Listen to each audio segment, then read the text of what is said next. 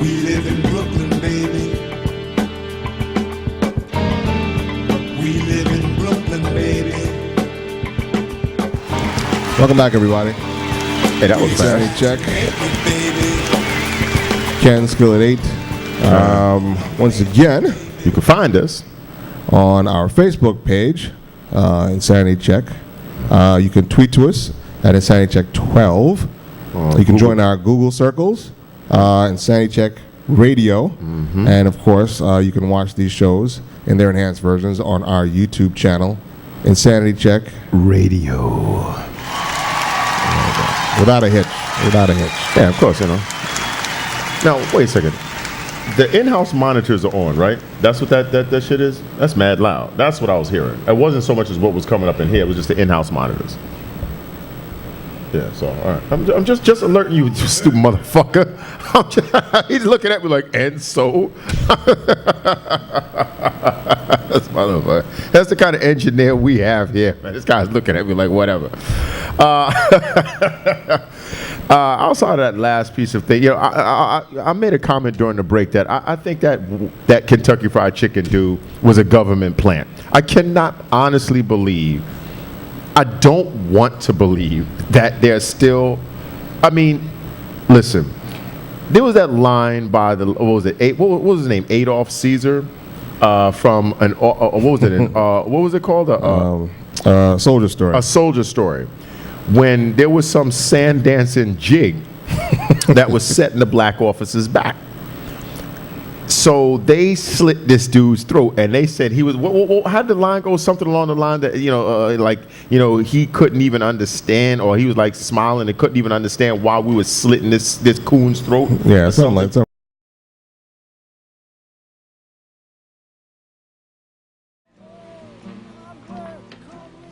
We were in France in the First War. We'd won decorations.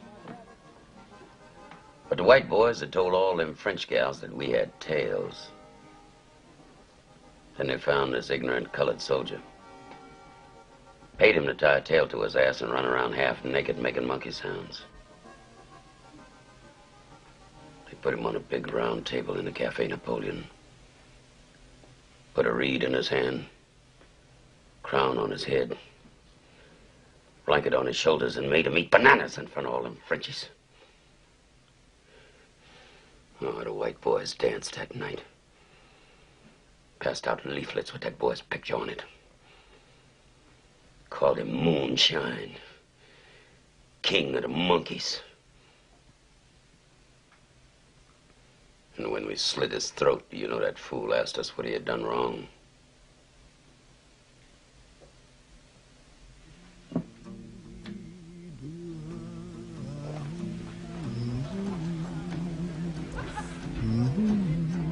Basically, they had to kill this fool because he was, whatever strides they were making as black military personnel, this guy was setting them back in the eyes of the white officers. He loved singing, and he loved and dancing and sand shuffling. And he was just pretty stupid. He was a nice guy, but yeah, and Yazza Boston and all that other shit. So this Kentucky Fried Chicken dude, and then saying a red kiwi. Any case, man. On to something else that I think.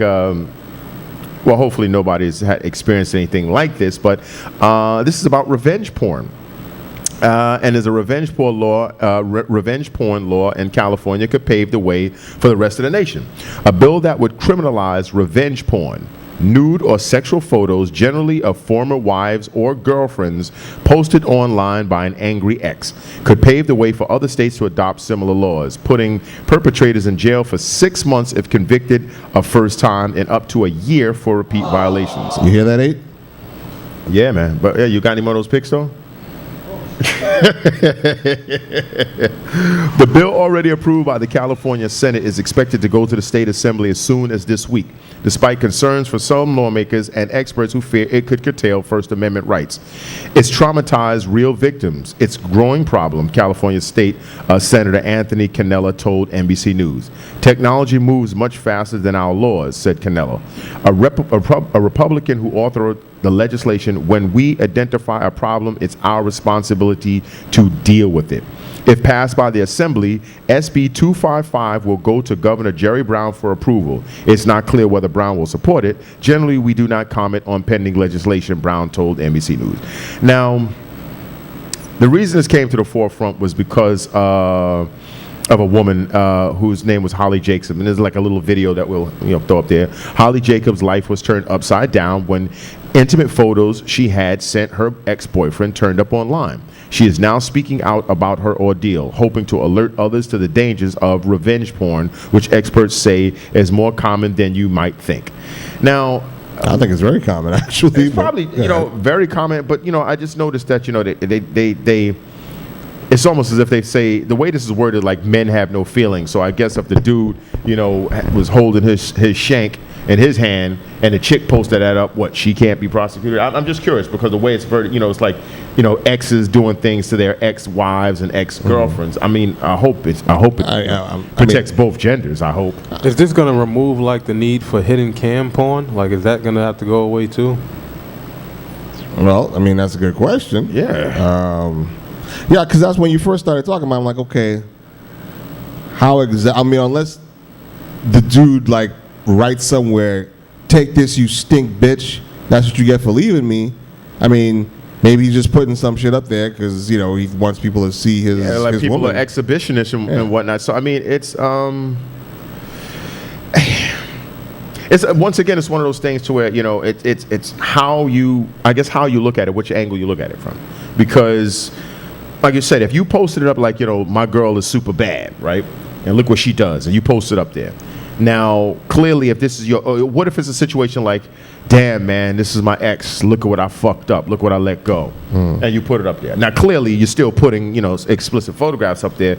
But does the intent, I know there used to be websites specifically for this, like exgirlfriend.com, stuff like that. But I wonder if they factor in things like intent, or if it's just that, look, you put up an unauthorized photograph of a person. But then how would you authorize something like this in the first place? Because once it's put out there. Right, because you can put it up, she's really cool with it, then you forget to take out the garbage and like, you motherfucker, I'll get you. Yeah. We broke up and he did that shit and now he's going to go to jail. Is it likely that exact scenario will happen? No, but I mean, a lot of fucked up shit happens to dudes that they don't deserve. So this could be just another one of them.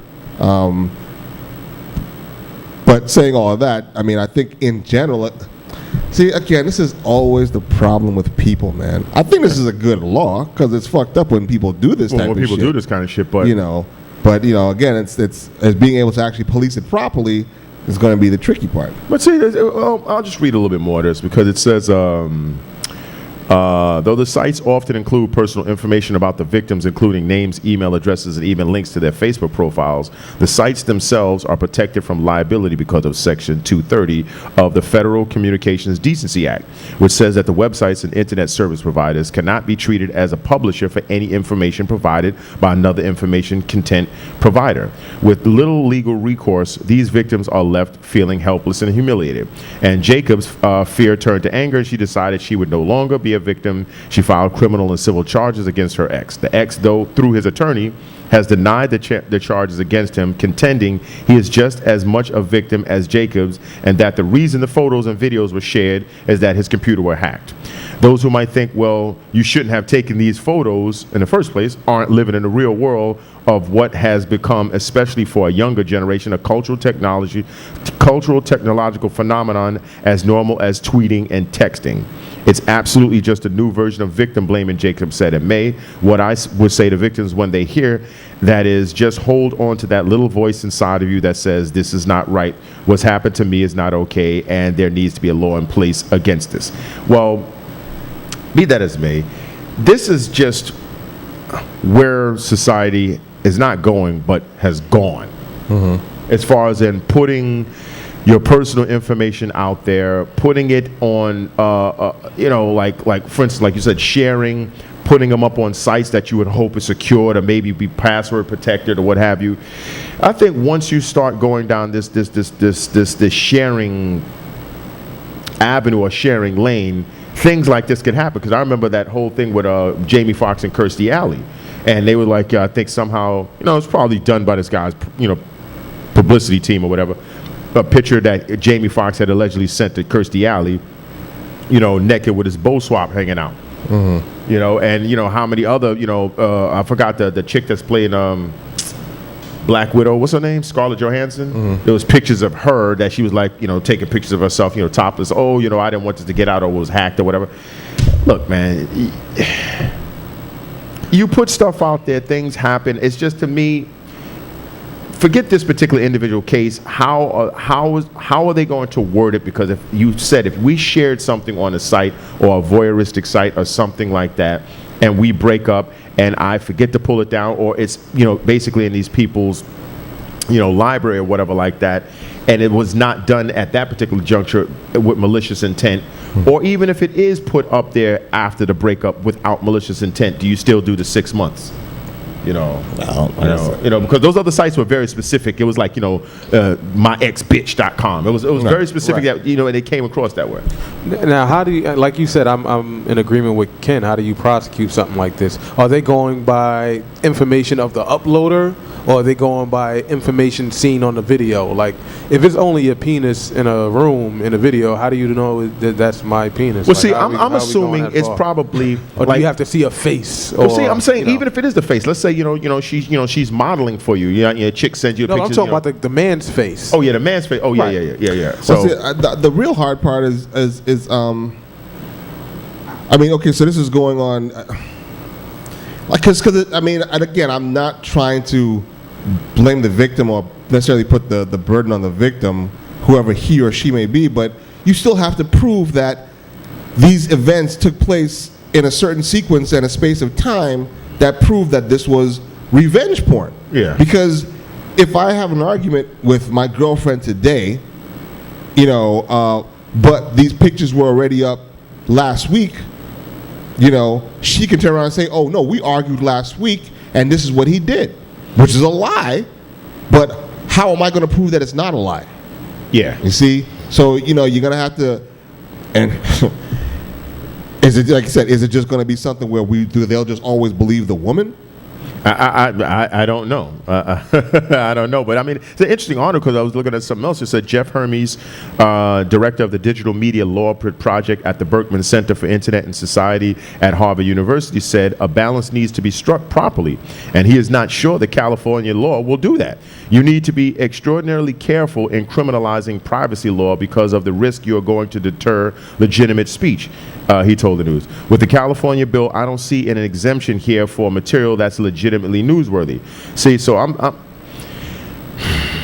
and it says, take for example, he says, circumstances where photographs exist of a political candidate who has run their campaign on this squeaky clean image, but there are photographs of that candidate in a compromising position. The distribution of these photographs could indicate that candidate might be lying about their past. So this person, see, this is what I was afraid of. This whole thing about, if it's not completely defined exactly as far as when what was posted, the context in which it was posted, whether it was consensual at one point and that consent was withdrawn, how do you prove it was consensual or non-consensual? This could turn into a mudslinging situation to where someone could easily take one person's side over the other, and then that's just it. Someone has to do time. No, that's what I'm saying. It's going to turn into a his word against mine, or her word against mine. And again, who do you believe? Yeah. You know, because who the hell documents their arguments? Yeah, exactly. Who the hell, you know, I mean, outside of, you know, breakups, perhaps, you know, again, these fucking sick people who feel the need to post every aspect of their life. Every aspect of their fucking life. Online, but, you know, still, if you have malicious intent, I mean, it just takes you an hour to fume, to fume and to boil and like, oh, I got to get this motherfucker back, I got to get it. Oh, what? We had an argument, he put that shit up on. You know, That's it. Then there's the First Amendment things that you might think about as, you know, your freedom to express whatever you want to express. You know, they said, you know, basically only one person voted against this. There was only one California State Senator, Leland Yee, a Democrat, voted against SB 255 when it came before the Senate last month. His reason First Amendment protections are fundamental to our free society. While I appreciate the intent of this legislation, I feel it was too broadly drawn and could potentially be used inappropriately to censor free speech. I said it's the broadness of it. They really have. I mean, I don't. See, it's funny that they're focusing on the free speech part. I'm focusing on sending motherfuckers to jail for no reason. Yeah, I mean, like I said, yeah, that and the free speech part, you know, but the free speech part obviously is a larger picture. But like you said, sending somebody to jail, the way this thing so far is worded, it's just they can't pass it as it is. They can't pass it as it is because it leads too much leeway or latitude for a person to say, you know what, we broke up, you know, I think I have a way to at least get you 6 months probation or some shit like that, Right. you know, to screw you. So I thought that was interesting. Don't worry, you know, we're going to have the links up there so you can check it out, and they have a link to the actual bill and so on and so forth. But that was just one of the things, you know, have you ever visited one of those sites before? Because I've never visited, like, ex-girl. I always thought all that shit was bogus anyway. Yeah. I mean, if I ever looked at it, it's only because, you know, it's set up. I mean, it's not like, you know, the professional glossy super makeup. You know, I kind of like some amateur porn. Some of them just looks just dirty and grimy, but there's some that, you know, there's a thing about, you know, oh wow, this is a real shit. Like one of the I'm always fascinated by, and I'm always trying to decipher is sites like Party Hardcore. It was, you know, is where they have male strippers who dance for the chicks. Oh, wait, say, yeah, man, then all of a sudden they splashing off on these chicks' faces and they drinking goo in front of everybody. Like I've noticed that some of these parties, all the chicks are fucking slim, pretty, and hot. I'm like, okay, that's not real.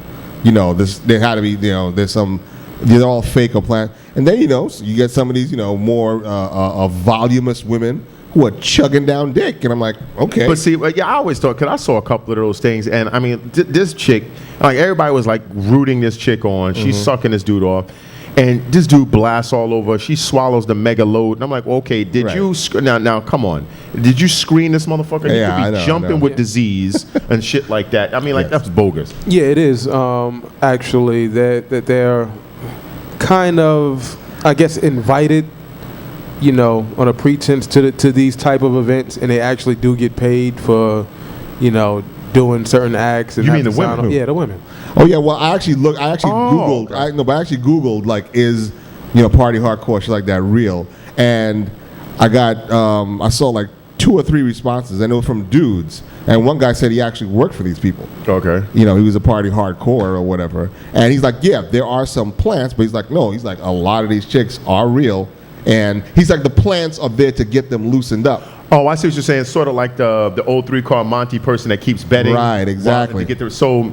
And then there are some. But who's the one? Because all the chicks that's chugging the loads are super fly looking bras that you would figure don't need to go suck some stranger's balls. True. So I mean, you know, if it were, like you said, if it were the gravy boat broads, then I can understand. I can understand that. But listen, and not only that, but doing it for the sake of everyone seeing it on the internet. I mean, they're getting paid. Yeah, they have to, because that's another thing. Like you said, you know, you're gonna go there. It's one thing to do it in the privacy of whatever, but you got to. But come on 2 now. huge cameras. You remember how powerful a camera can be.